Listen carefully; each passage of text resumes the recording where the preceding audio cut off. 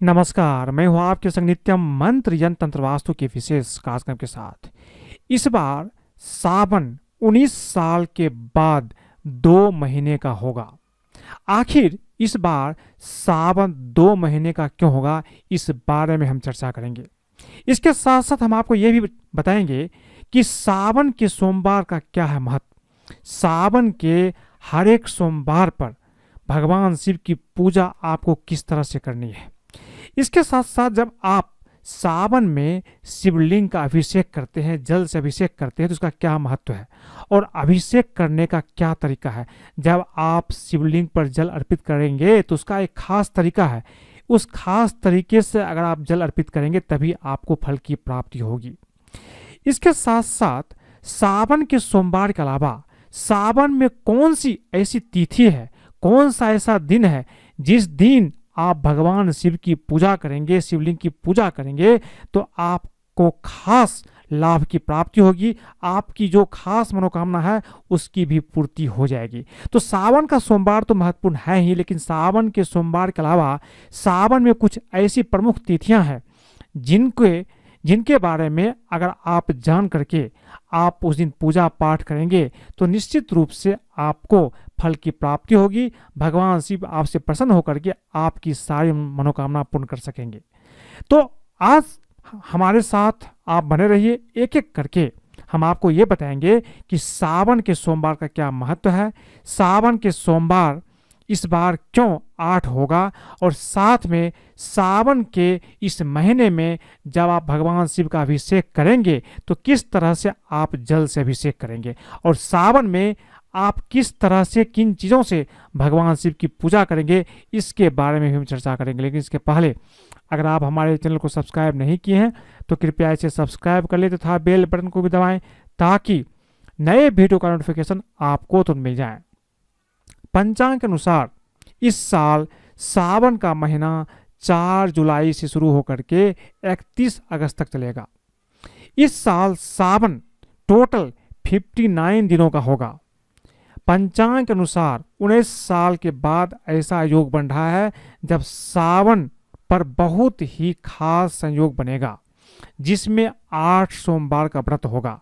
सावन का पहला सोमवार होगा 10 जुलाई को और आखिरी सोमवार होगा 28 अगस्त को। हर एक सोमवार पर क्या आपको खास करना है, इसके बारे में हम चर्चा करेंगे।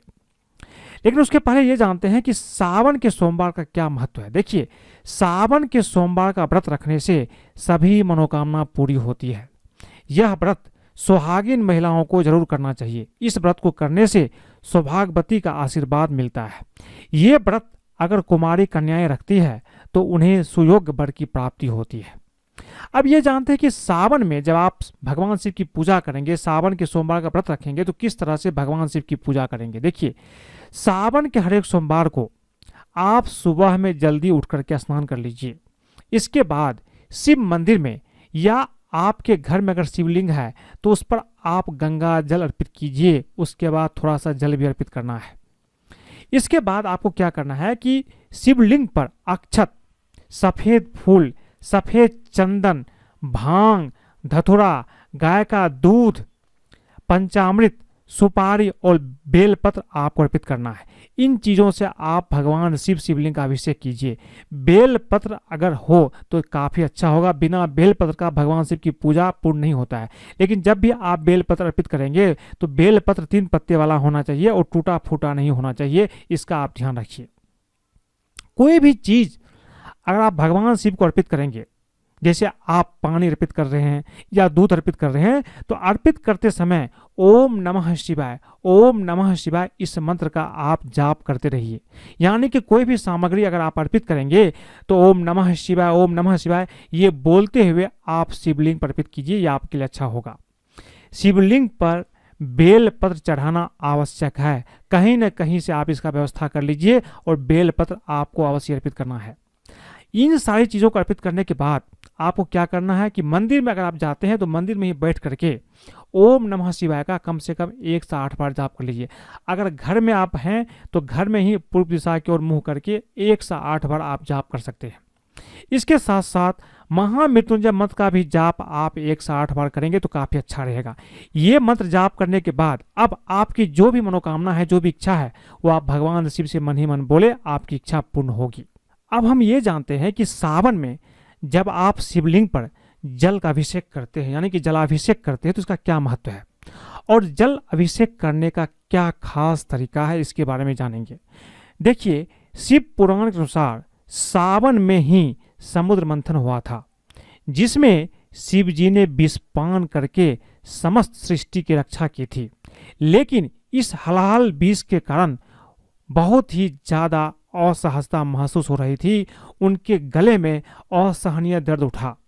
विष के प्रभाव को कम करने के लिए सभी देवी देवताओं ने उन्हें जल अर्पित किया।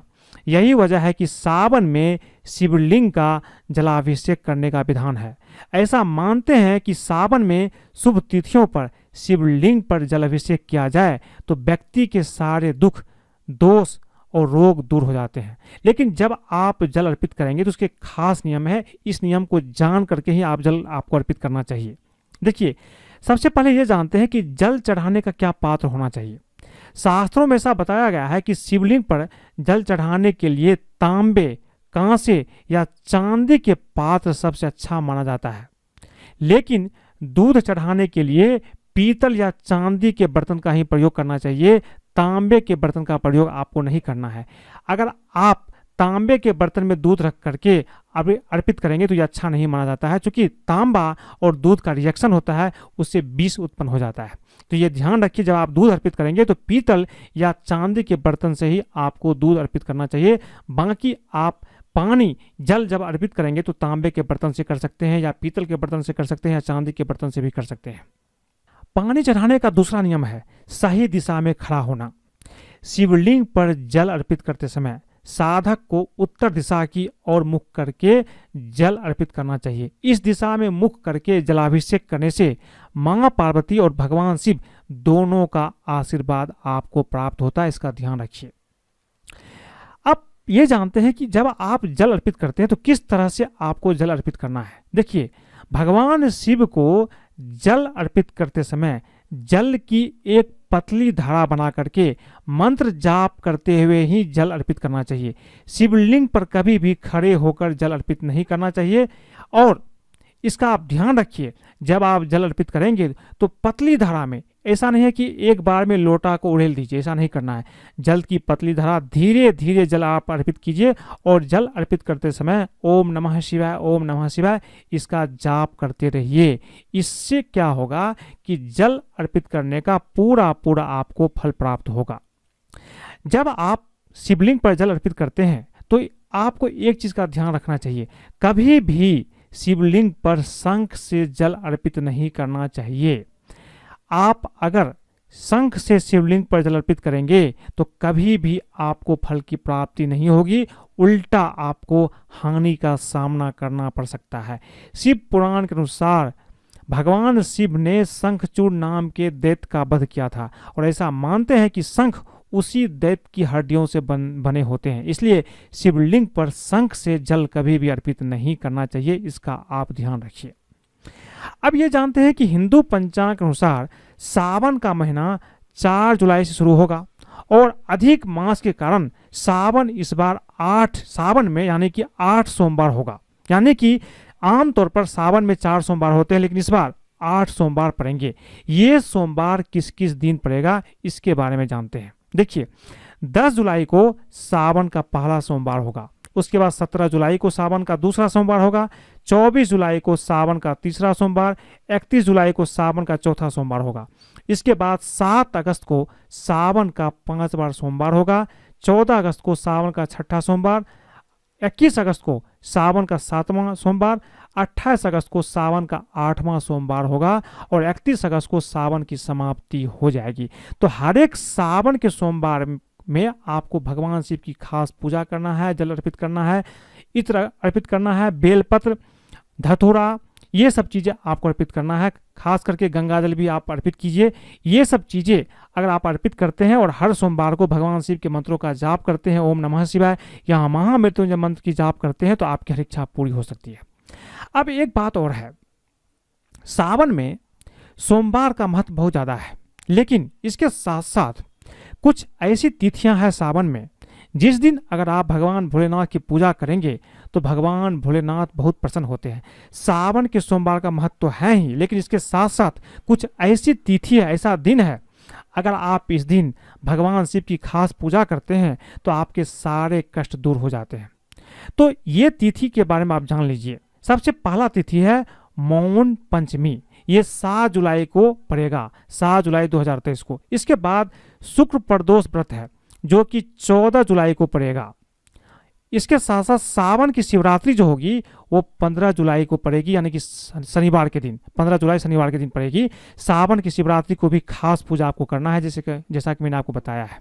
इसके साथ साथ सावन की अमावस्या ये भी काफ़ी महत्वपूर्ण होता है, 17 जुलाई को होगा। इस दिन अगर आप भगवान शिव की पूजा रात के समय में करेंगे तो आपकी हर इच्छा पूर्ण हो सकती है।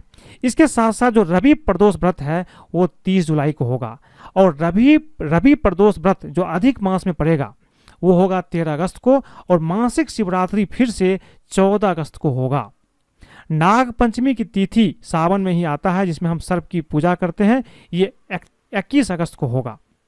सोम प्रदोष व्रत ये 28 अगस्त को होगा। इसके साथ साथ सावन की पूर्णिमा है वो 31 अगस्त को होगा। इसमें भी खास चीज़ मैं आपको बता दूं कि सावन की अमावस्या, सावन की पूर्णिमा, नाग पंचमी और सावन की जो शिवरात्रि है ये काफ़ी महत्वपूर्ण होगा। इसके साथ साथ शुक्र प्रदोष व्रत भी काफ़ी महत्वपूर्ण होगा। इस दिन अगर आप भगवान शिव की पूजा करते हैं तो निश्चित रूप से आपकी इच्छा पूर्ण होती है। बहुत लोग ये पूछते हैं कि इस बार सावन में 8 सोमवार क्यों है। देखिए, इस बार सावन में 8 सोमवार पड़ रहे हैं।